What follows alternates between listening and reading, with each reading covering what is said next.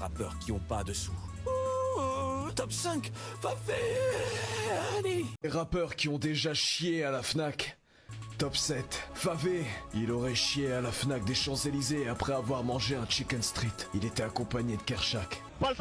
Yo les gars, j'espère que vous allez bien. Dans cette vidéo, on va revenir sur une actu, plutôt je devrais dire une œuvre d'art. On va parler du pressing que subit Favé sur TikTok et donc sur les réseaux sociaux. À ce niveau-là de pressing, on est sur du grand art. Le pressing que subit Favé, il est plus intense que le pressing que mettait en place la défense de l'AC Milan des années 90. Ça va vraiment loin. Le rappeur Favé, avec l'IA, ils l'ont même transformé en un. Favelas. Il a connu la galère. Pour ceux qui savent pas de quoi on parle d'un pressing, grosse pression qui a lieu envers le rappeur Favé et ça fait un petit moment que ça dure. En vrai, ça fait 2-3 mois des créateurs de contenu sur TikTok. Ces gars-là créent du contenu divertissant pour les viewers sur TikTok, aux dépens de Favé, en se foutant un petit peu de sa gueule, mais ça reste de l'humour limite, mais de l'humour quand même. Mais cet humour, il est pas du goût de tout le monde, vu que Favé doit préparer la suite au niveau de sa carrière, peut-être un album ou quoi. Niveau promo, c'est pas très cool. Et certains de son entourage, certains potes à lui, ont tenté de faire stopper la trend et cette histoire de top 7 de Djoufara. Je vais tout vous dire dans cette vidéo, vous inquiétez pas, on va revenir sur tous les détails. On va revenir à la base de ceux qui ont lancé réellement ce pressing sur Favé. Énormément de réactions, on va voir tout ce qui s'est passé autour et tous ceux qui ont réagi. Il y a même des gens un petit peu connus dans le rap game qui ont été jusqu'à menacer des gens. Mets un petit like, ton petit commentaire et partage cette vidéo sur tes réseaux sociaux. Il faut que tu t'abonnes, Favé. Déjà les gars, on est obligé de parler des termes. Djoufara, qu'est-ce que ça veut dire? Ben ça veut tout simplement dire se faire déchirer le comme ça, au moins c'est clair. Et l'histoire de Top 7, comme je vous ai dit, c'est un contenu un peu marrant, divertissant, qui envoie des punchlines sur des personnalités des rappeurs, dont Favé. Favé, pas très content. Favé a envie que ça s'arrête. Mais Favé, c'est un rappeur TikTok. C'est un rappeur qui danse sur des trends. C'est un rappeur qui a utilisé ces médias-là pour se faire connaître. Et au même titre, les TikTok et compagnie peuvent te propulser vers le haut. Bah, ces mêmes médias et ces mêmes plateformes, aussi vite qu'ils t'ont propulsé vers le haut, ils peuvent te faire redescendre au plus bas. En ce moment, Favé, même si je le suis pas H24, je suis pas accroché à son compte Instagram ou quoi, mais on en entend pas trop parler. Dernièrement, le truc le plus important qui s'est passé au niveau de sa carrière ou de son actualité, c'est ce qui s'est passé avec son agression en plein centre-ville de Le Mans. Vraiment, hein, est-ce que les retombées médiatiques de ce truc-là, elles devraient pas plus l'inquiéter que cette histoire de Top 7, que cette histoire de Djoufara qui n'est juste qu'une feinte en fait, et qui est là juste pour faire rigoler la population. À partir du moment où quelque chose marche, ou quelque chose fait des vues, génère de l'argent, c'est difficile à arrêter, voire quasiment impossible à arrêter. Et ce phénomène de trend, de top 7, il s'est tout simplement propagé à énormément de comptes TikTok, à énormément de créateurs de contenu qui ont surfé sur la vague. Attention quand même. Au tout départ, le créateur de ce genre de bail là, il s'appelle Sully, et Sully, il a lancé un truc, se moquer des rappeurs, des artistes, des joueurs de foot, en sortant des top 7 de plus en plus fous. Les rappeurs qui ont raté la SSR. Favé! C'est ce gars-là qui a lancé le truc. C'est ce Sully, compte anonyme, donc derrière, n'importe qui peut se cacher derrière ce compte. Des voix de malades.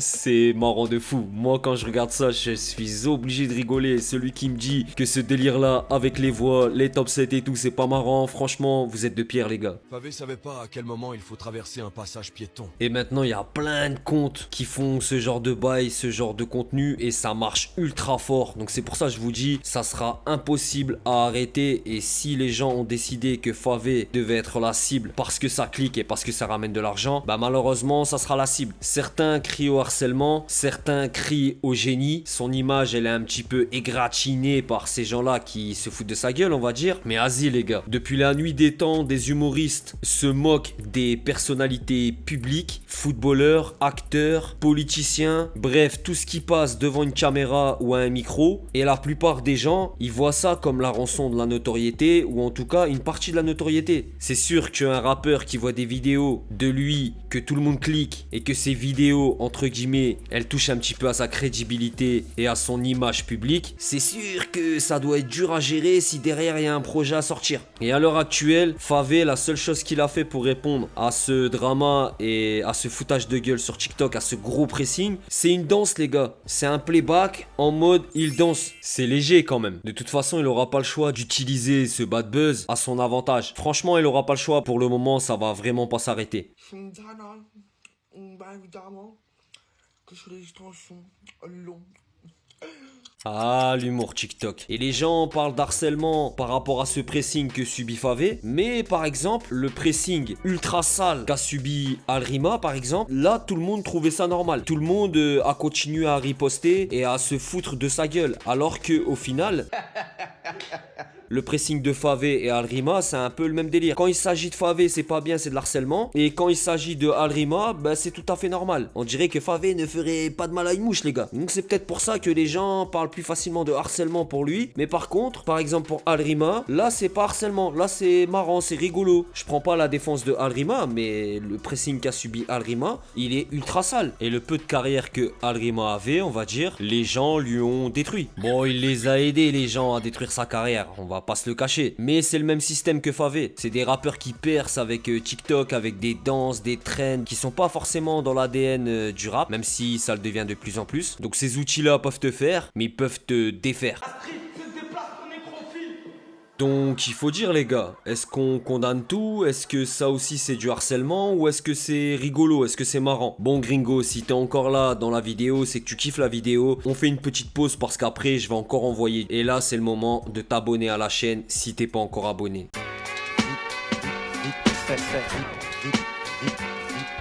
Attends. Ok, les gens disent, bon, ces TikTokers sont agressifs. Mais lorsque Favé fait un son qui s'appelle Urus, qui parle d'une Lamborghini Urus, est-ce que les personnes qui roulent en Clio 2, qui roulent en Peugeot 207, qui n'ont pas le permis, qui passent leur vie dans les métros, ont été contactés Favé? Eh, c'est de l'harcèlement, tu nous rabaisses parce que nous, on n'a pas de Lamborghini Urus. Non, je crois pas, les gars. Top 7 des Favé. Top 8 des rappeurs qui se sont fait Djoufara au Mans. Top 7, Favé. Il s'est fait Djoufara alors qu'il sortait avec Kershak.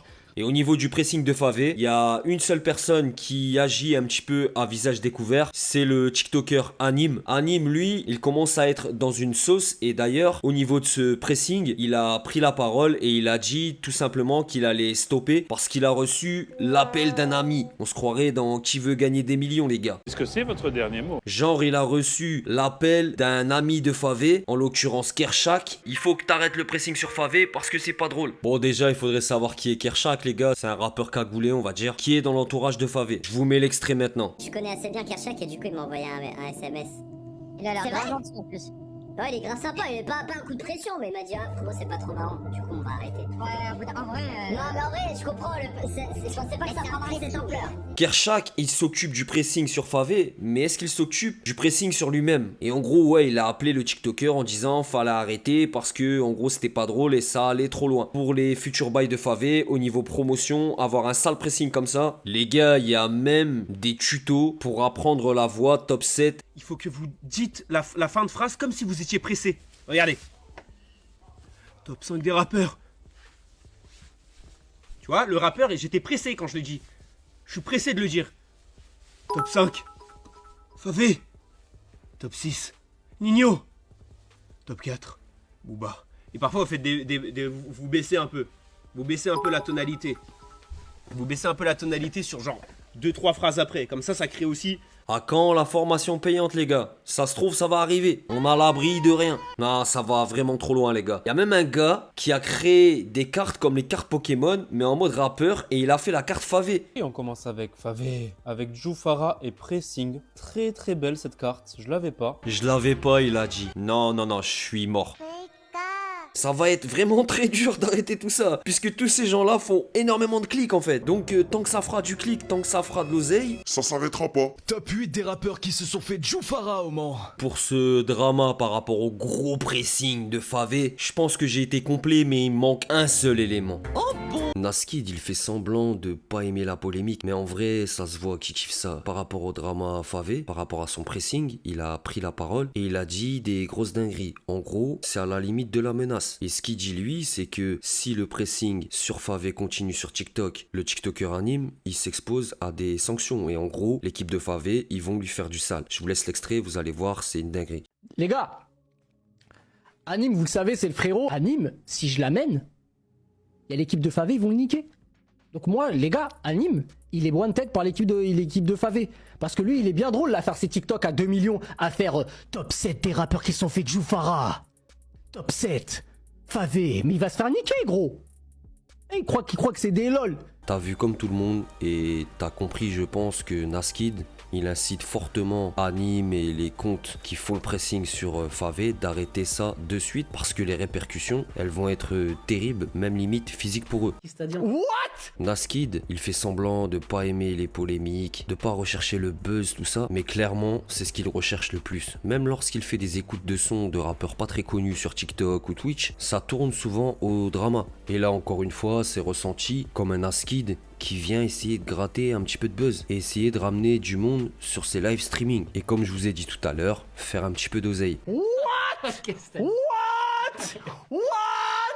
Le TikToker là dont je vous parle, Anime, il a réagi et il a donné son avis par rapport à ça, par rapport aux propos de Naskid, et franchement il a totalement raison. Mais ce qu'a fait Naskid, bah, c'est juste enfoncer le couteau dans la plaie, tu vois. Et tu vois, j'ai fait une connerie, je l'assumais et j'ai parlé au début de ça, voilà. Maintenant on a clos le truc par rapport à ça, parce que je sentais que ça devenait malsain et que j'avais pas envie de participer à un harcèlement. Parce qu'à la base on rigole tous ensemble autour de ça. Genre c'est de l'humour, mais genre pas méchant. Comme on a déjà imité GMK, comme... Sauf que là, ça a tourné un peu trop... Voilà. GMK, t'as vu, après c'est pas pareil, tu vois, GMK, j'imitais sa voix, là malheureusement, Favé, bah j'imitais la voix, c'était pas contre Favé, ça aurait été avec un autre rappeur, j'aurais fait la même chose. Mais malheureusement, il y en a plein qui en ont profité pour, tu vois, vraiment se venger dessus, et donc j'ai préféré parler là-dessus, mais ce qu'a fait Naskid, bah c'est juste enfoncer le couteau dans la plaie, tu vois. Ça fait des histoires pour rien, alors qu'il y en a pas. Favé, j'ai des proches en commun avec lui, Kershak, qu'on a parlé encore tout à l'heure, il a posté une vidéo, etc. Enfin, il n'y a rien du tout en vrai, il n'y a même pas d'histoire. Voilà. Alors que Favé, non mais Favé, après, faut comprendre aussi sa position. Moi, je me mets à sa place. Au début, marrant, au bout d'un moment, voilà. Mais attention, les gars, Naskid, moi, je l'aime bien. Hein. Mais voilà, oui, exactement, Rafale. Moi, je sais qui je suis. Je connais mes valeurs, mes principes, et c'est pour ça que je voulais en parler avec vous au début de stream. Et en vrai, comment il en parle, franchement, c'est plutôt réel. Sur le pressing de Favé, j'ai voulu vous faire une vidéo complète. Si tu as kiffé la vidéo, n'oublie pas de la liker et de mettre ton petit commentaire, ça fera plaisir. Il faut se dire que actuellement, avec les réseaux sociaux, tout ça, à partir du moment où tu mets du contenu public, ou si tu montes ta tête devant une caméra, tu t'exposes à des choses positives, mais aussi à des choses négatives. Et ça fait partie du jeu. Sur le maxi pressing de luxe que subit Favé, dites-moi tout en commentaire. C'était Chroniqueur TV. Passez une excellente journée ou une excellente nuit, les gars, ça dépend. Ciao, à la prochaine. Avec plaisir, frérot.